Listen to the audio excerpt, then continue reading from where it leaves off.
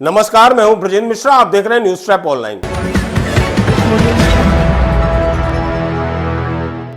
इंदौर विधायक गोलू शुक्ला के सुपुत्र रुद्राक्ष शुक्ला की दादागिरी का एक और वीडियो सामने आया है। उज्जैन में महाकाल मंदिर के गर्भगृह में यह पूरी दादागिरी के साथ अपनी फौज फटाका यानी इष्ट मित्रों को लेकर गर्भगृह में घुस गए। सोचिए, महाकाल के गर्भगृह में किसी को जाने की अनुमति नहीं है, लेकिन साहब ये तो विधायक के बेटे हैं, विधायक के पुत्र हैं, पावर है, ताकत है, अप्रोच है। तो इन्होंने महादेव के सामने भी अपनी ताकत और अप्रोच दिखा दी। उस महाकाल मंदिर में जहां वीआईपी कल्चर से लोग वैसे ही परेशान हैं और इस पर तमाम रेस्ट्रिक्शन की बातें सिर्फ कागजों पर चल रही हैं, लेकिन ये जो रुद्राक्ष शुक्ला है ये लगातार वायलेशन करके महादेव के महाकाल मंदिर में गर्भगृह में पहुंच जाते हैं अपने 8 दोस्तों को लेकर। अब आप तो जानते हैं कि महाकाल मंदिर में कितनी टाइट सिक्योरिटी है, जगह जगह सीसी कैमरे लगे हैं, तमाम सुरक्षा गार्ड तैनात हैं, लेकिन किसी की क्या मजाल कि विधायक पुत्र को कोई रोकने की जहमत उठा ले। किसमें है हिम्मत?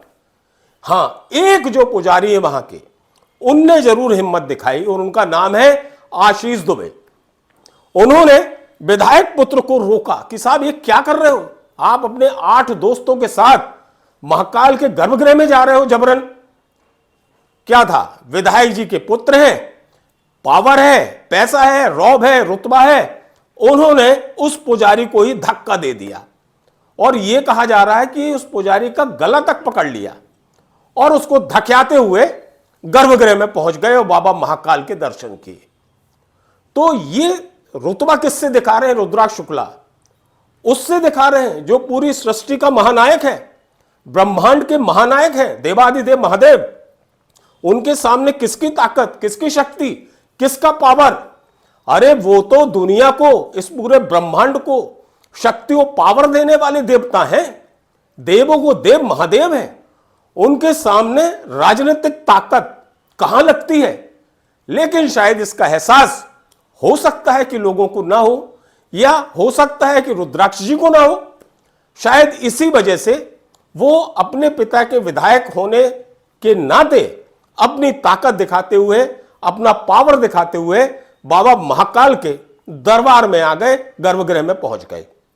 जब ये वीडियो रिलीज हुआ, वायरल हुआ, तो प्रशासन के भी कान खड़े हो गए। उज्जैन प्रशासन के आनन फानन में कलेक्टर उज्जैन ने इस पूरे मामले की जांच करने के लिए कमेटी बना दी। अब आप देखिए साहब, क्या मजेदार कमेटी बनाई कलेक्टर ने।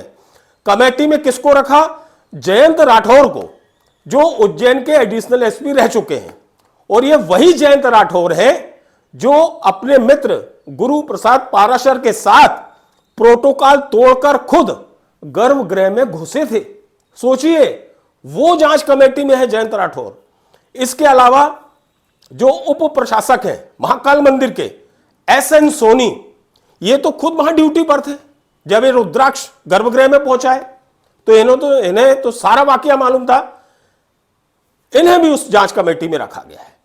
और अब आप सोचिए कि जो जयंत राठौर हैं, जांच कमेटी के मेंबर, ये विधायक गोलू शुक्ला जी के परम मित्र हैं, करीबी मित्र हैं। तो ऐसी कमेटी कलेक्टर उज्जैन ने बना दी है। अब आप अंदाजा लगा सकते हैं कि ऐसी कमेटी क्या जांच करेगी, कैसी जांच करेगी और उसकी रिपोर्ट क्या होगी, यह आप समझ सकते हैं। तो विधायक पुत्र रुद्राक्ष शुक्ला का यह कोई पहला मामला नहीं है। आपको मालूम है कि अप्रैल 2025 में देवास माता टेकरी पर इन्हीं विधायक पुत्र ने क्या हंगामा मचाया था। आधी रात में मंदिर खुलवाने के लिए कितना ड्रामा, कितना नाटक किया था, हाय तौबा मच गई थी वहां पर।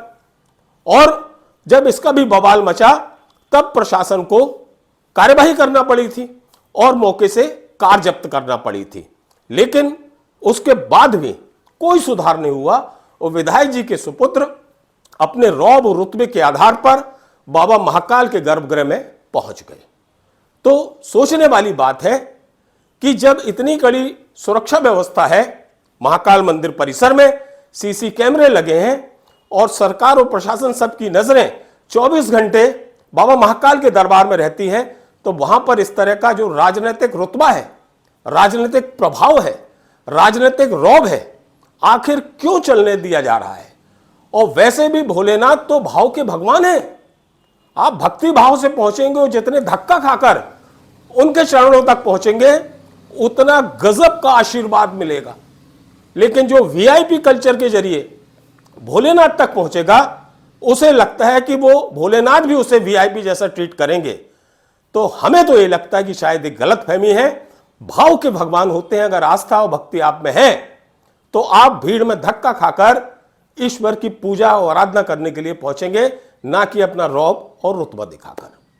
चलिए, इसी महाकाल मंदिर का हम एक और वीडियो आपको दिखाते हैं। यह भी वीआईपी कल्चर को दिखाने वाला वीडियो है और इसमें महाकाल के गर्भगृह में महिलाएं दिख रही हैं। सोचिए आप, गर्भगृह में जहां लोगों का आना जाना प्रतिबंधित है, दूर से ही भोलेनाथ के पूजन किए जाते हैं, उस गर्भगृह में सिर्फ वहां के पंडित पुजारी वही पूजन करते हैं भोलेनाथ का निर्धारित प्रक्रिया के तहत। लेकिन ये महिलाएं न जाने कौन से अप्रोच से ये मंदिर के गर्भगृह में पहुंचकर बिल्कुल इत्मीनान से ऐसा पूजा अर्चना कर रही है जैसे अपने घर के मंदिर में पूजा कर रही है। देखिए आप, ये महिलाएं हैं। बाबा महाकाल के सामने कुछ महिलाएं बैठी हैं और कुछ महिलाएं उनके सम्मुख खड़े होकर उनका पूजन गर्भगृह में कर रही हैं और पंडित जी लोग भी वहां आसपास खड़े हैं। लोगों का कहना है कि ये महिलाएं भी वीवीआईपी कल्चर वाली हैं, और लेकिन है कौन ये पता नहीं चल पाया है। जबकि उस मंदिर के सीसीटीवी कैमरे में ये फुटेज जो वीडियो रिकॉर्ड हो चुका है और उसी मंदिर के सीसीटीवी फुटेज वीडियो को हम आपको दिखा रहे हैं, जिसमें डेट भी डली हुई है।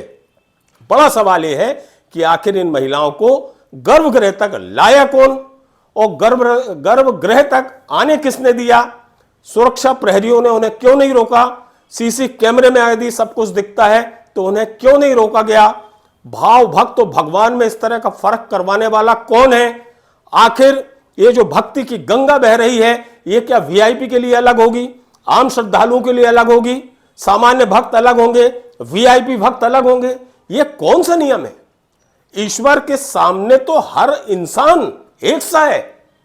जिसका भाव जितना गहरा है, ईश्वर उसे अपने उतने नजदीक रखता है।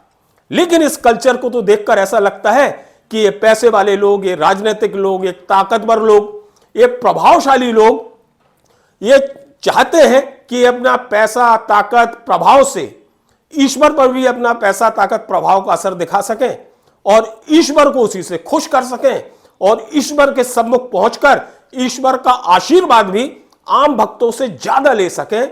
ऐसी सोच इन वीआईपी कल्चर वालों की लगती है।